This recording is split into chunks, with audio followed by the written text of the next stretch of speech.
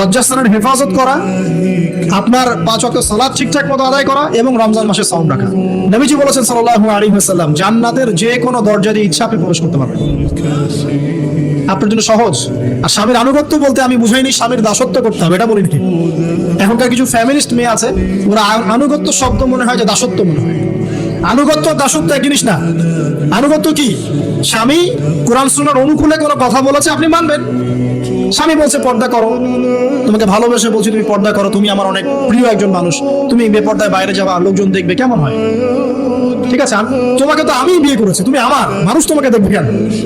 ঠিক আছে, তো এখন স্বামী ভালো কথা বলেছে, আপনি শুনলেন, এটা আনুগত্য।